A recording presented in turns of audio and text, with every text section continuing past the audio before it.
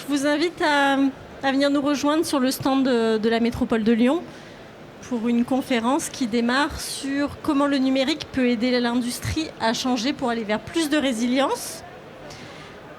Donc on accueille l'Université de Lyon avec le Disrupt Campus. Et on va démarrer par une petite présentation de ce qu'est le Disrupt Campus avec Marie-Claire Tekin qui va nous faire une petite présentation de cette nouvelle formation innovante qui existe depuis 3 ans à l'Université de Lyon. Marie-Claire, je te passe la parole. Donc, je vais vous présenter le Disrupt Campus de l'Université de Lyon. Je vais d'abord vous parler de l'appel à projet Disrupt Campus. Disrupt Campus, c'est un nom en fait qui sort d'un appel à projet du gouvernement qui date de 2016, fin d'année 2016. Et le gouvernement nous a demandé de former des professionnels et des étudiants à la transformation numérique, ou on peut dire aussi à la digitalisation des entreprises, pour permettre d'avoir des collaborateurs qui seront capables d'aider les entreprises à organiser cette transformation.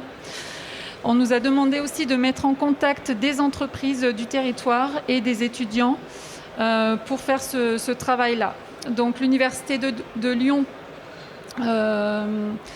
avant de vous parler du projet de l'Université de Lyon, 17 projets ont été retenus sur toute la France, à savoir que chaque université ou groupement d'établissements a déposé un projet différent. Donc nous sommes tous différents les uns des autres, mais nous avons tous le même objectif qui est former des personnes à la digitalisation, à la transformation numérique et de mettre en contact des entreprises et des diplômés.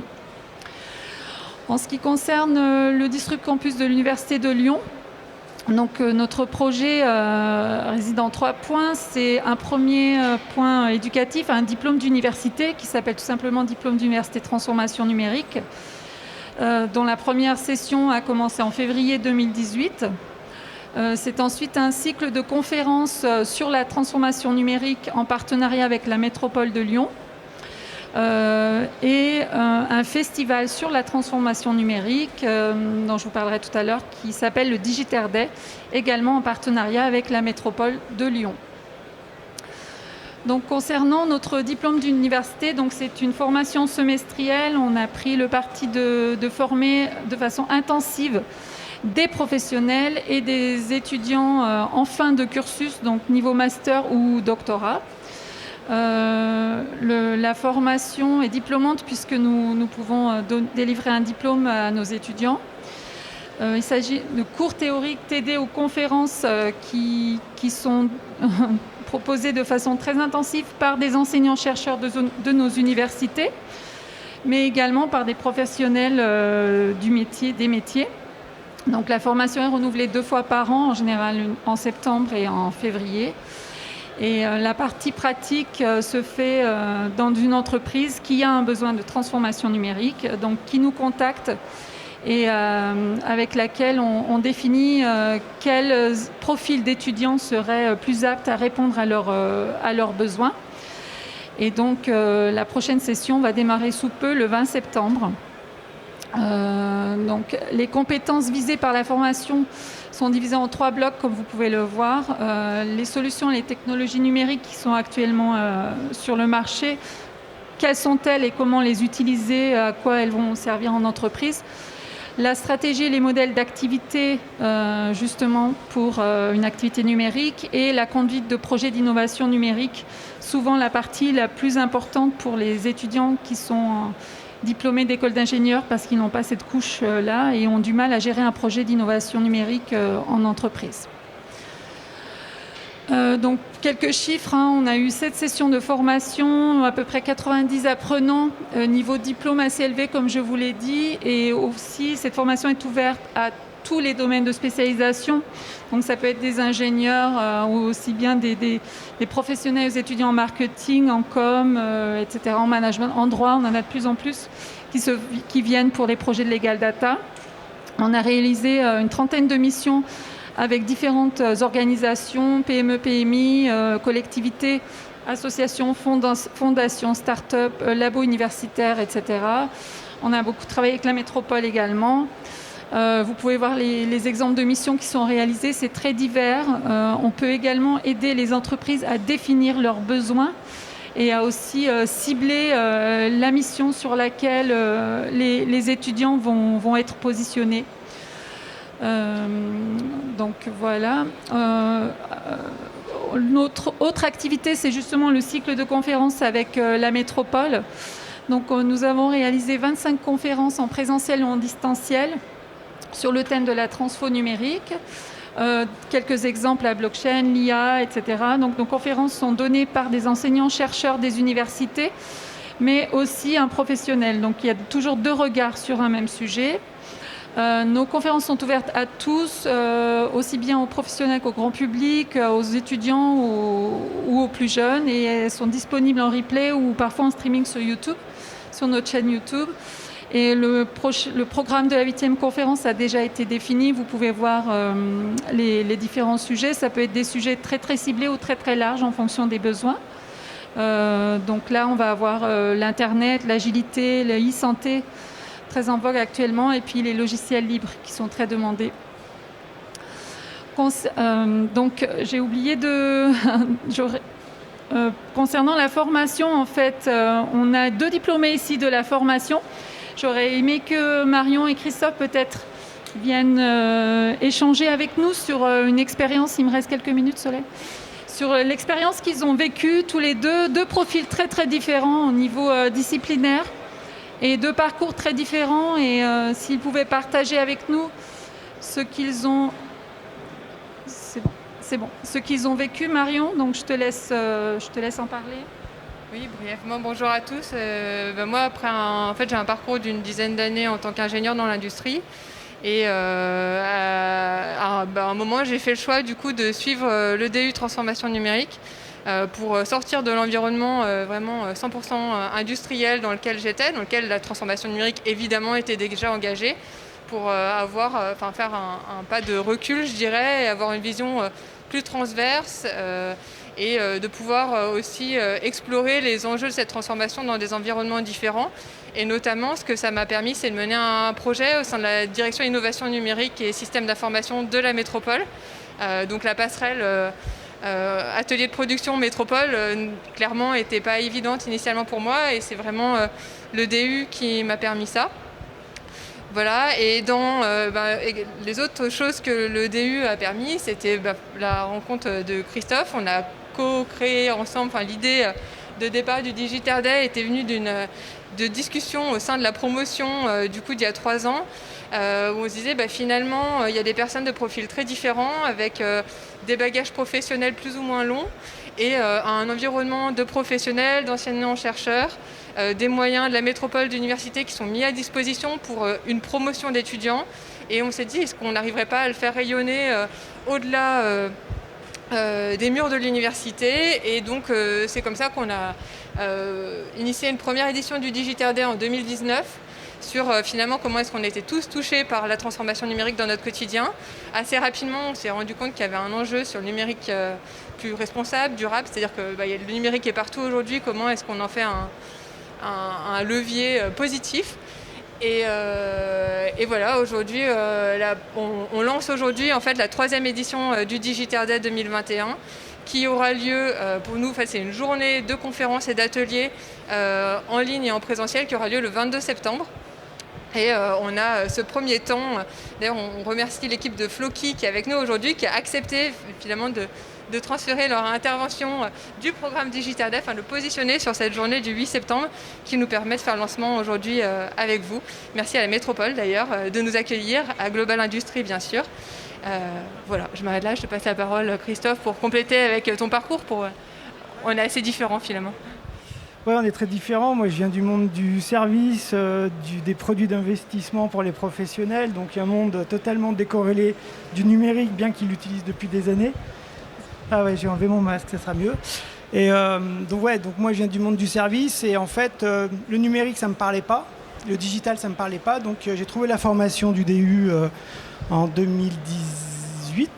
Et j'ai mis les mains dedans et directement dedans, puisque nous, on a travaillé sur un projet de certification des diplômes avec les technologies de la blockchain, à savoir si c'est une vraie bonne idée ou une fausse bonne idée. Donc ça nous a amené assez loin, à rencontrer pas mal d'univers d'université, entre autres. Et donc moi, ça m'a appris beaucoup. Et puis en fait, comme on a mis les mains dedans, on est allé plus loin. Et l'idée du festival, il est né aussi sur le fait de dire, on parle de transformation depuis 10 ans. La transformation, elle est passée, ça fait longtemps pour moi.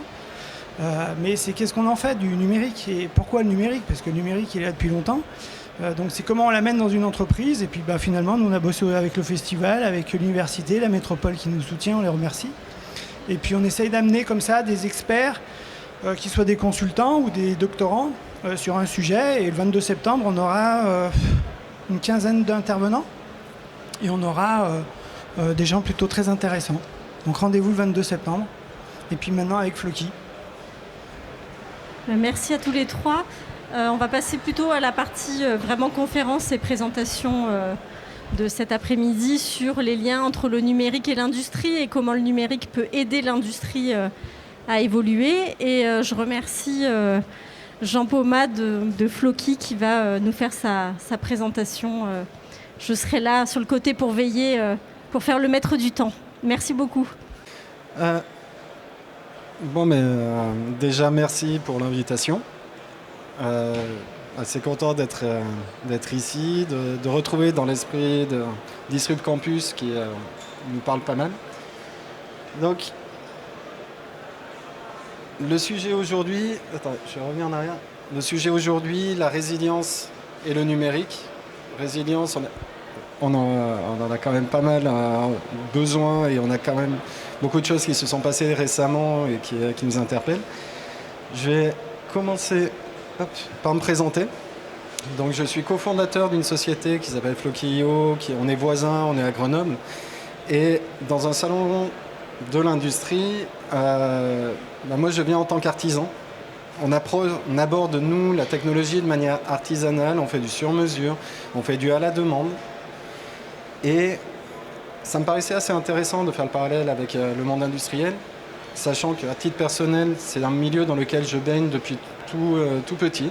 Je visitais des usines que je marchais pas. Donc, c'est bien centré. Mais c'est pas grave. L'idée, c'est déjà de commencer aujourd'hui numérique, industrie. On a quand même beaucoup de sujets qui sont autour des gros investissements, autour de l'industrie 4.0, autour de tout ce qui est automation, autour de tout ce qui est connecté. C'est pas mon domaine. Moi, je suis plutôt du côté petit, artisanat. Je suis pas là non plus pour quand même opposer les deux. Mais dans un salon qui va parler vraiment de produits technologiques, je vais essayer d'amener une démarche qui va tourner beaucoup plus autour de l'usage de la technologie et aborder la question de la résilience et du numérique pour la résilience dans l'industrie, de l'aborder sur le point de vue qu'est-ce qu'on fait avec. Le point qui me semble clé, de mon point de vue, c'est aujourd'hui, d'un point de vue comment aller vers plus de résilience, je vais l'aborder sur la partie réactivité. Qu'est-ce qu'être réactif aujourd'hui dans un monde où on est en crise depuis tellement longtemps qu'on vit avec, on se prend des crises encore fortes récemment. Comment on peut faire ? Je vous ai sorti une phrase un peu bateau que régulièrement on voit pour prôner le collectif. Seul on va plus vite, ensemble on va plus loin. Mais j'ai un ami qui m'a rappelé il n'y a pas si longtemps que ça que parfois il faut aller vite. Et là, je trouve que cette phrase-là est assez forte par rapport à des structures comme nous qui sont petites, qui sont capables d'aller très vite, quand en même temps le monde industriel qui a beaucoup plus de capacités, qui est plus nombreux, c'est cette capacité à aller plus loin, à s'inscrire dans un temps long et une capacité à faire toujours mieux dans un temps long. Les deux ne sont pas opposés. Parfois, il faut aller vite et on va C'est le partage d'expérience que je voulais faire aujourd'hui. Juste pour revenir d'un point de vue contextuel, quelque chose qui a été assez frappant par rapport à la crise dans laquelle on se retrouve, où on se retrouve tous à porter ces masques-là, c'est les masques. Ces masques-là, au moment du confinement, il a fallu qu'il y ait des personnes seules qui se mettent à coudre. Il y a eu des personnes qui, à petite échelle, ont été capables de produire vite. Mais dès que c'est revenu à une forme de stabilité, c'est l'industrie qui a gagné. Aujourd'hui, les premières boîtes de masques à 50 €, on n'entend plus parler. Malheureusement, c'est souvent fabriqué en Chine, c'est fabriqué assez loin. Mais il n'empêche que quand il faut aller vite, il faut des personnes. Et quand il faut produire et donner la possibilité à tout le monde, c'est là que l'industrie a toute sa place. Donc comment est-ce qu'on pourrait... comment on peut... Hop, pardon, c'est bon ? Excusez-moi, je vais y arriver. Comment est-ce qu'on peut s'inspirer de nos deux mondes et voir au travers du numérique ? Juste un exemple de cette hybridation. C'est quelqu'un que je connais, un ami, qui un jour m'a recontacté en me disant « Ouais, j'avais des choses du tissu qu'on pouvait utiliser pour faire des masques. » Et à peu près une semaine, 15 jours plus tard, ils avaient monté une chaîne de production de masques, pas très loin d'ici, en région Rhône-Alpes. Du matériel qui est trouvé en ligne, du matériel qui vient de Monsieur Bricolage, de détournement. Donc cette approche d'aller extrêmement vite, on fabrique, on fait, ça peut s'appliquer à des process industriels. Et pour beaucoup, le numérique dans tout ça, il n'a rien inventé. Enfin, il a inventé des choses, mais aujourd'hui, de numérique, on a accès à toute l'information. Tout est disponible, le numérique, il est partout en fait. J'aime bien tout à l'heure où on disait, mais la transformation numérique, c'était il y a 10 ans, et c'est en grande partie vrai. On est tous équipés, on a tous énormément d'outils numériques à disposition, on passe notre temps à interagir avec du numérique.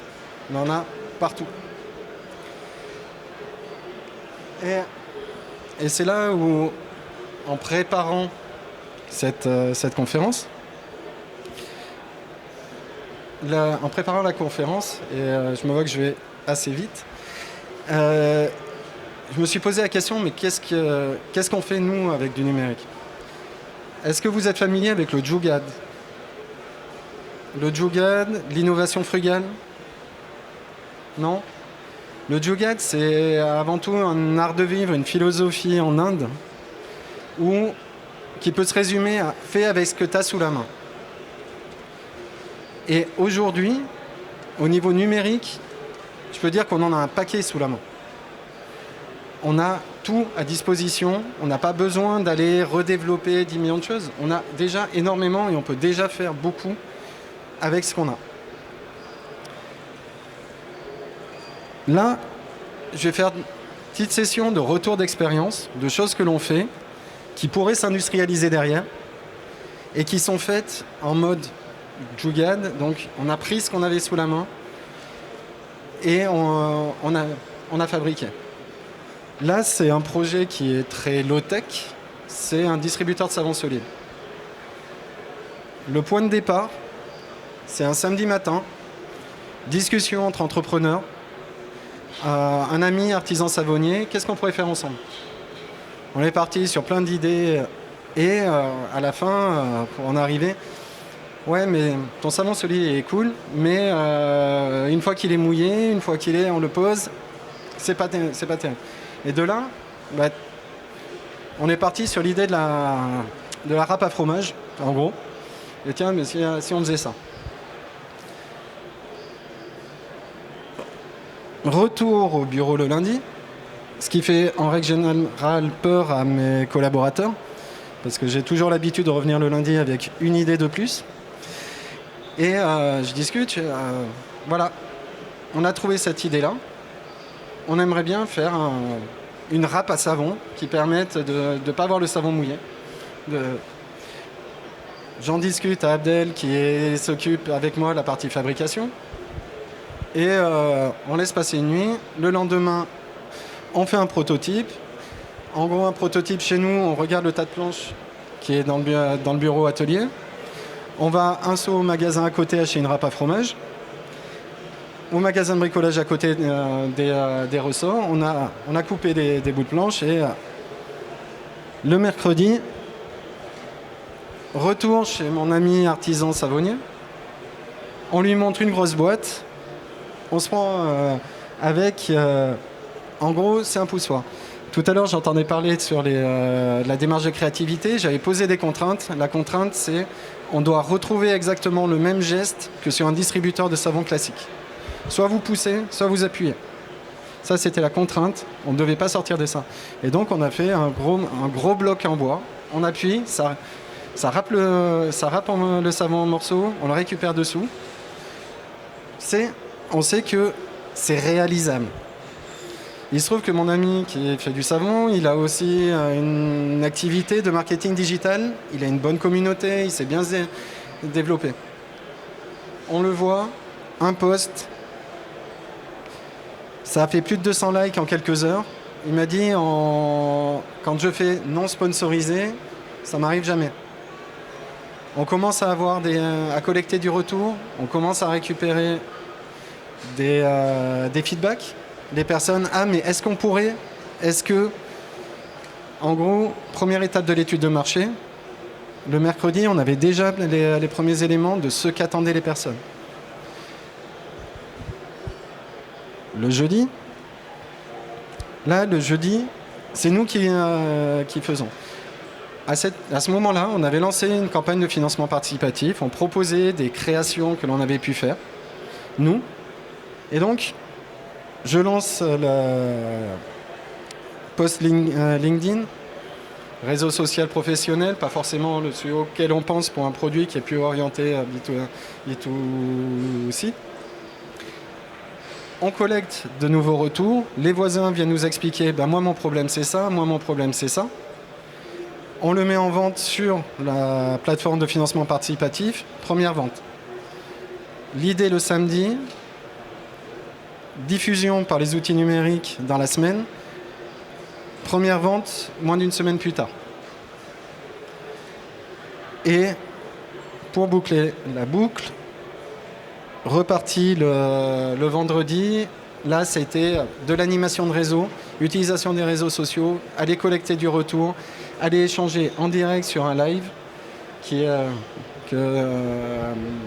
avec Dorine qui est à côté. Et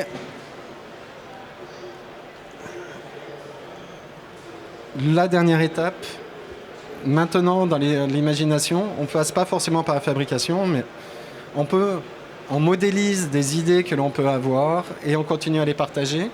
Toujours contact direct, toujours utilisation de réseaux sociaux, toujours utilisation de tout ce qu'on a à disposition qui permet d'aller vite.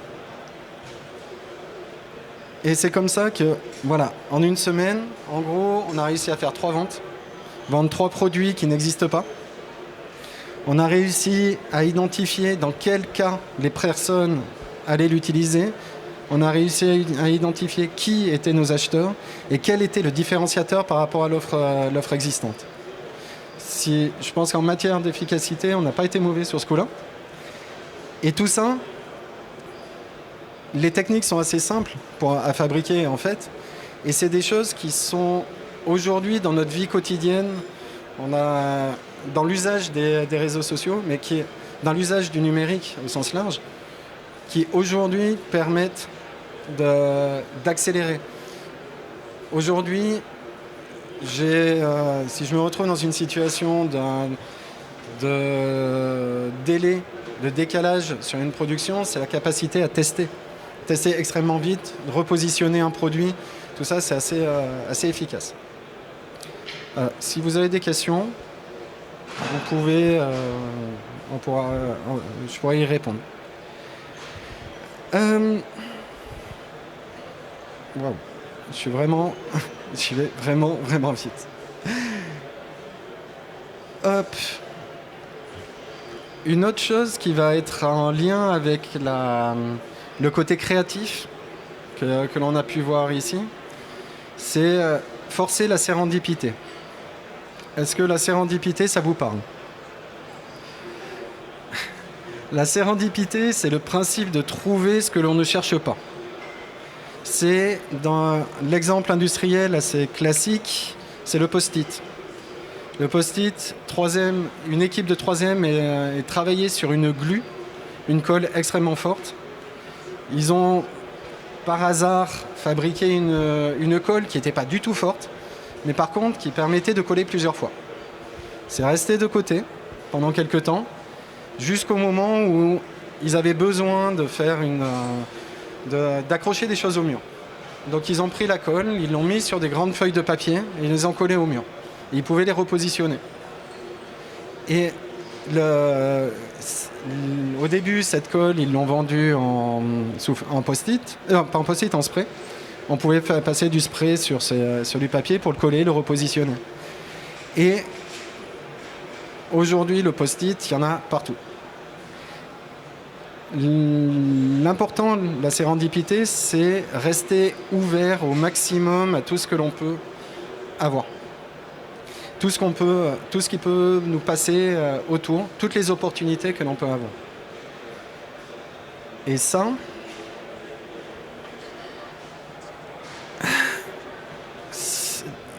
je vais vous présenter une de nos créations.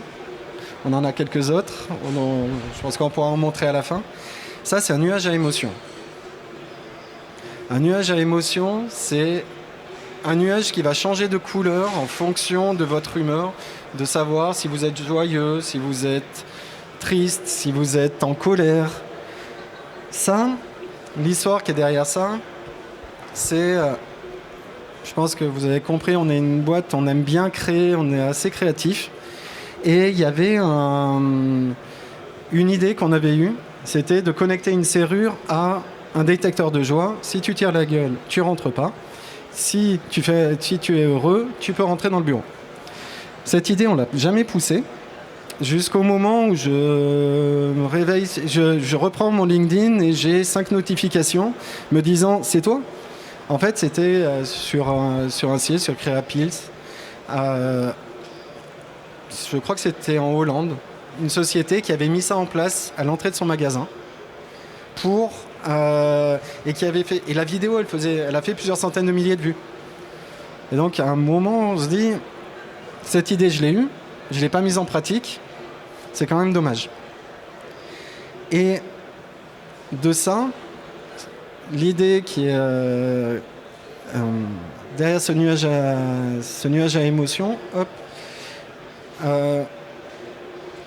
je vais prendre un petit peu tout ce qui m'a permis de le faire.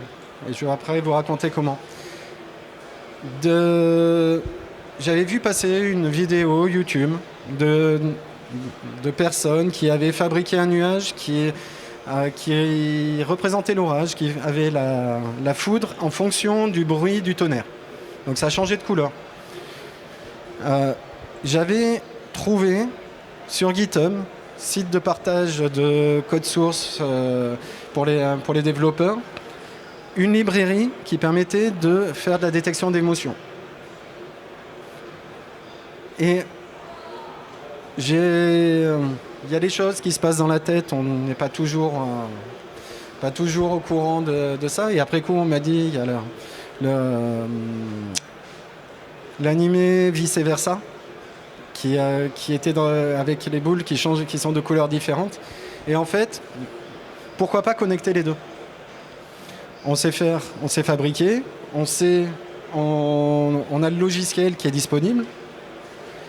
Un coup, ça m'a pris un matin, parti au magasin de bricolage, acheter un coussin, acheter un lustre boule, un abat-jour boule. On a collé des rubans de LED dessus, on a collé de la mousse de l'intérieur du coussin, un coup de spray. On a mis ça, un bout de programme. De l'autre côté, le programme qui permet de dire quelle couleur on envoie, d'envoyer directement. Et puis, voilà, une journée de travail parce que tout était disponible en ligne.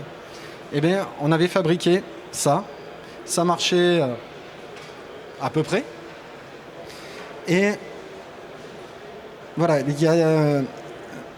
la chose importante, c'est que tout est disponible. Donc j'ai parlé des programmes qui sont disponibles. Les idées, il y en a partout qui sont partagées. Thingiverse, c'est un site de partage de design. Vous pouvez aller récupérer des designs, les imprimer, en refaire quelque chose. Arduino, c'est ce qui permet de fabriquer des objets connectés ou autres extrêmement rapidement. Et après, vous avez compris que j'aime bien LinkedIn en matière de canal de discussion. Et une fois qu'on a fini le truc, ok, vas-y, c'est vendredi, un peu de légèreté, je partage donc sur LinkedIn la vidéo qui explique, qui montre quand je change de grimace. J'ai passé la matinée à recevoir des notifications, j'étais content. Donc ça fait quand même plus de 18 000 vues, à notre échelle c'est vraiment très très très bien.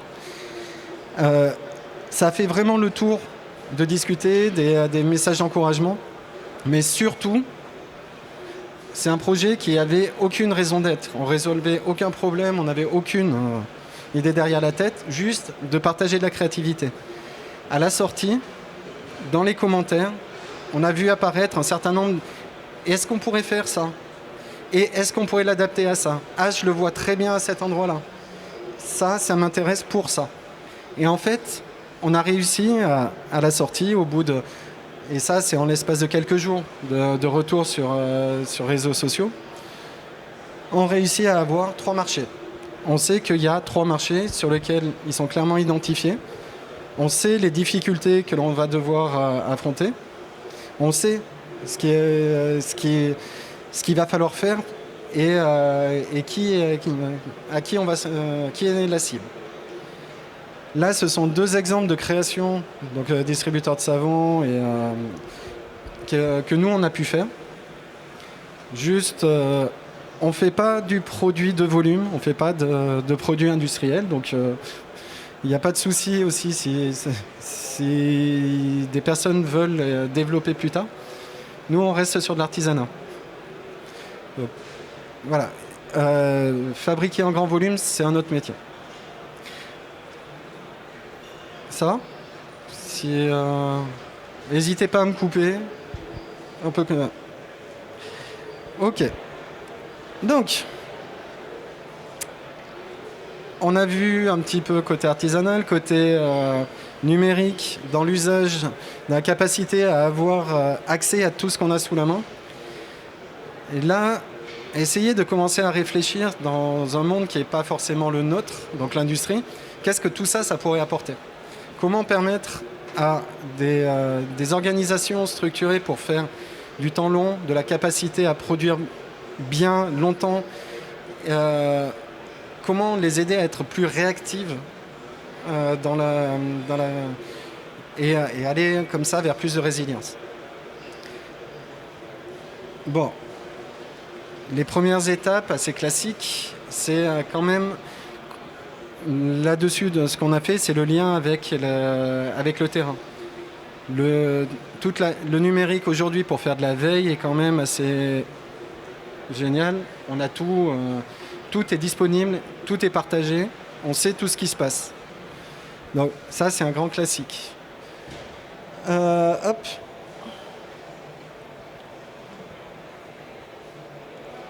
Ah. Une chose qui, pour moi, est beaucoup plus importante, c'est ce que j'appelle l'innovation d'assemblage. Aujourd'hui, et même on a tous des stocks et des stocks de choses qui ont déjà été développées, des outils numériques qui sont existants. L'innovation d'assemblage, c'est éviter c'est réduire au maximum toute la partie de développement. Qu'est-ce qui a déjà été fait et comment est-ce que l'on peut créer un produit extrêmement rapidement. Pour la petite histoire, le week-end dernier, je regardais le biopic sur Piaggio, comment il a inventé la Vespa. Et il y a un moment qui est très intéressant, c'est qu'il se retrouvait avec un lot de pièces détachées d'avion. Et j'ai quoi? J'ai un moteur, j'ai des roues, j'ai des barres. Qu'est-ce que je peux faire avec ça?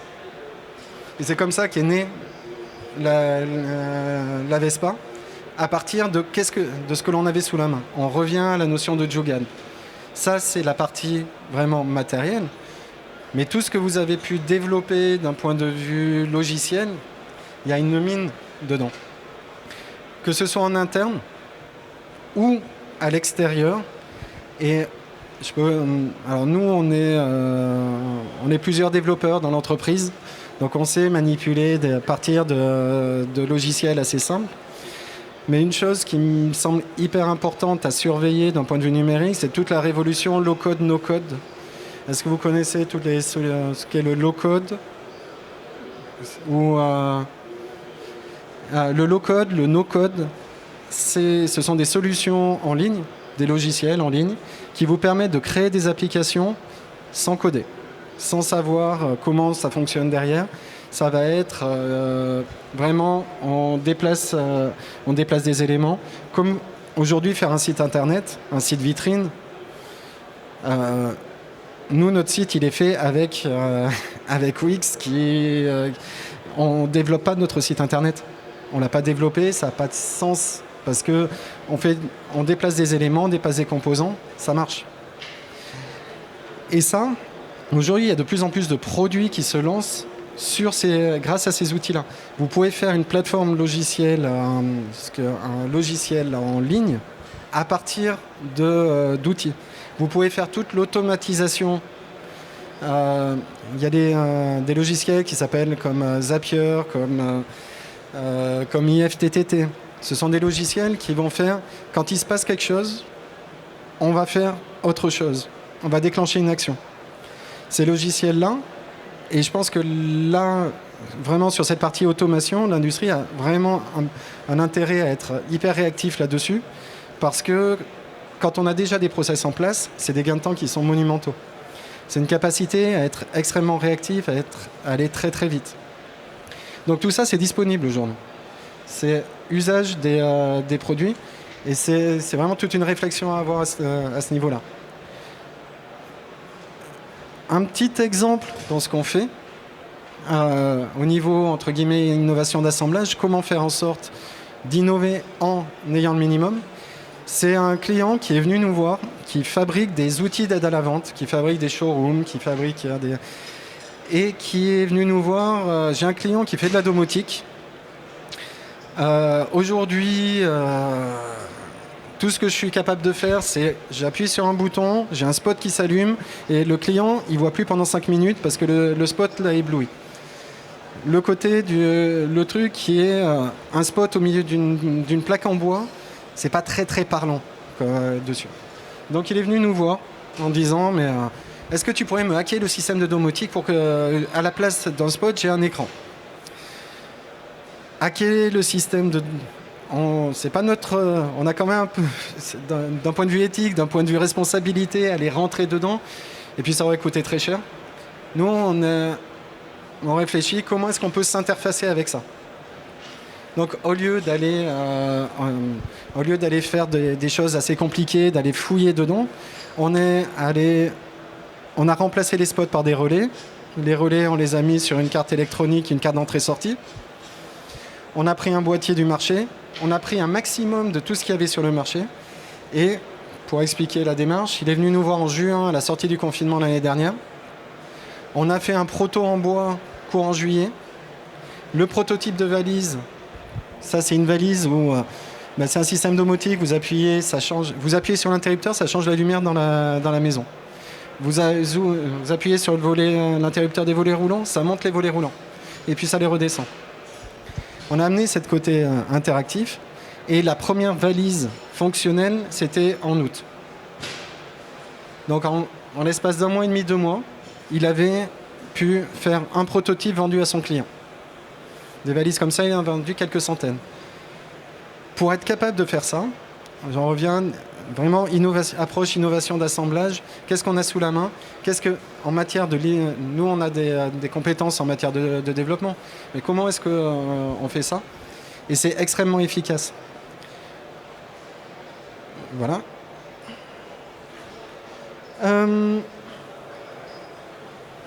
Il y a une chose dont je voulais parler, c'était par rapport à l'aménagement intérieur. Il y a quelques années, il y a 5-6 ans en arrière, on entendait parler de Fab Lab tout le temps. Il fallait avoir son Fab Lab, il fallait avoir son Fab Lab.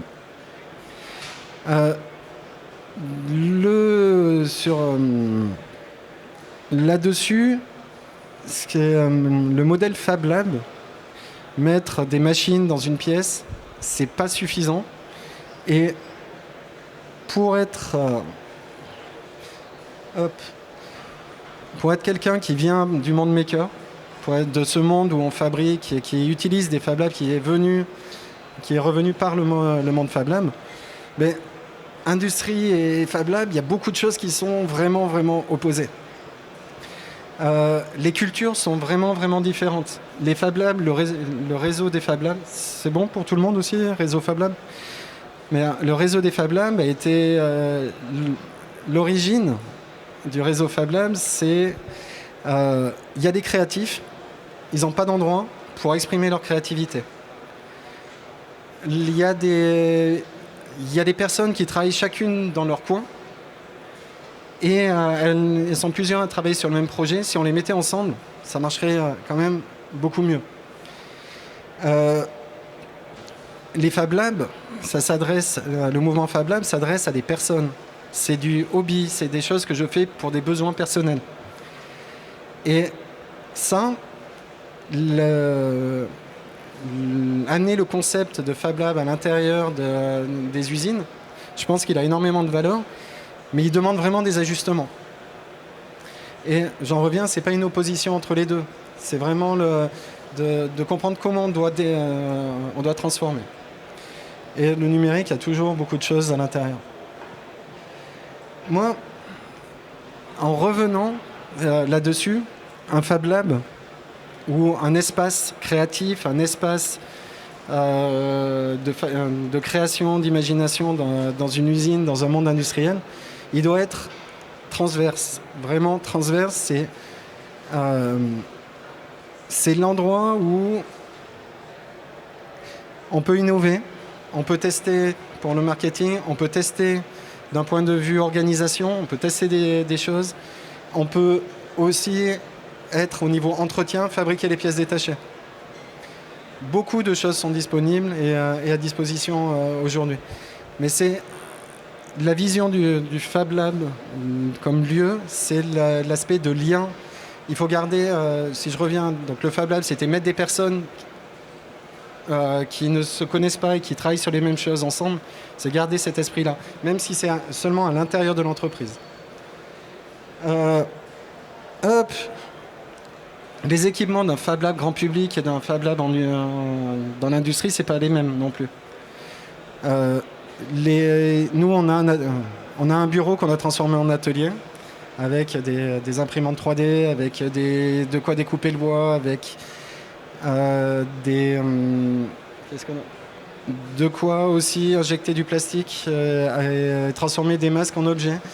Il y a toute une réflexion à avoir parce que dans le monde grand public, c'est un peu la disette, on n'a pas accès aux équipements. Et on n'a que la solution Fab Lab. Une usine, il y a quand même déjà beaucoup de choses qui sont en place. Et il y a toute la partie quand même de simulation de production. Comment est-ce qu'on peut se mettre à jouer des scénarios, jouer à l'intérieur de ce lieu. Des choses que j'ai vues à côté, il y a des personnes aussi qui font des maquettes numériques, qui peuvent venir scanner et où on peut faire simuler, grâce à des outils numériques, on peut simuler exactement tout ce qui se passe à l'intérieur d'une ligne. Mais ce qui me paraît le plus important, c'est quand même que ces lieux d'innovation doivent rester des bulles. Moi, je vous disais, j'ai baigné dans le monde industriel depuis tout petit, et d'un point de vue familial, et à savoir quelle était la notion de droit à l'erreur. quand on fait de la créativité, quand on fait des choses comme nous, d'un point de vue artisanal, on a le droit à l'erreur. Si on prend le monde industriel, la famille, c'était côté agroalimentaire, l'erreur, elle se paye cash et elle a des conséquences qui sont énormes. Et donc, quand on vient de faire de la créativité, quand on dit vous avez droit à l'erreur, c'est quand même assez compliqué. C'est l'occasion d'avoir quand même des endroits, justement, où on a le droit. Et où, une fois qu'on est sorti physiquement de cet endroit-là, on revient dans ce mode de fonctionnement très, très sérieux. Une petite chose, et là je vais... 30 secondes ? Ok.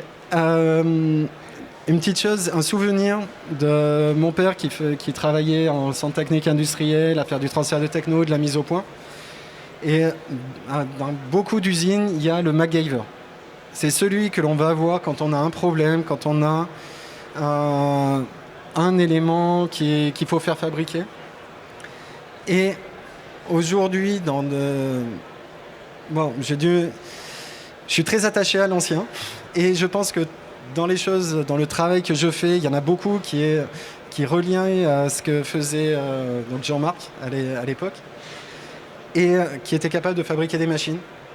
Et aujourd'hui, je pense que ne pas avoir son MacGyver numérique, son MacGyver logiciel, c'est quand même un gros souci. Et parmi les jeunes qui rejoignent l'industrie aujourd'hui, il y en a qui bricolent chez eux.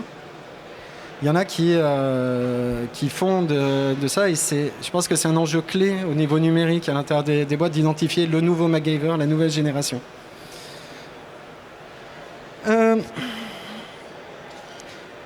Là, j'allais venir sur la conclusion là-dessus. Il y a la notion d'ouverture, et c'est pour ça que l'idée d'intervenir sur Disrupt Campus, sur des initiatives comme ça, c'est importante parce que le numérique permet aussi de s'ouvrir à d'autres publics, de s'ouvrir en matière de formation. La formation aux outils numériques, donc on a parlé du DU au début, mais un gros sujet pour nous où on intervient comme formateur aussi dans l'entreprise. On aime transmettre nos savoirs. Aujourd'hui, beaucoup de choses peuvent s'apprendre même à distance. Je pense qu'il y a des enjeux vraiment au niveau industrie en matière de faire venir des personnes. J'ai une autre partie de la famille qui est plutôt dans l'enseignement et je sais que l'industrie n'était pas très très bien vue. On n'en voyait pas forcément, mais c'est des jobs qui ont du sens et je pense qu'aujourd'hui ça peut avoir de l'avenir. Et on peut se dire que même le travail manuel, ça prend à distance aujourd'hui. Même toutes les personnes qui voient des vidéos de makers sur YouTube prennent goût à fabriquer des choses. Et même sur ces parties, sur ces métiers-là, c'est possible au travers d'outils à distance, de manipuler, de faire venir moins loin, de faire travailler en mode simulation. Il y a beaucoup de choses à creuser là-dessus pour garder les compétences de demain.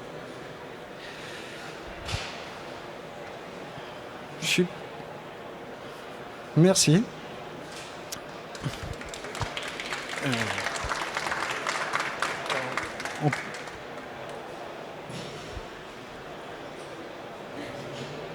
Merci beaucoup. Est-ce qu'il y a des questions ? Est-ce qu'il y aurait des questions par hasard ? Non. Pas de questions. Du coup, on va terminer un petit peu plus tôt. Merci beaucoup. Ouais. Merci pour cette présentation. Et puis, comme il y a un petit peu de temps, je vous invite à aller voir les collègues de Axiv Additive qui sont présents dans l'espace démonstrateur. Et puis les collègues de la Fabrique de l'Innovation qui présentent une démarche de prototypage qui est très intéressante. Et puis sinon, retour à 15h pour la prochaine conférence qui se déroulera sur le thème des World Skills.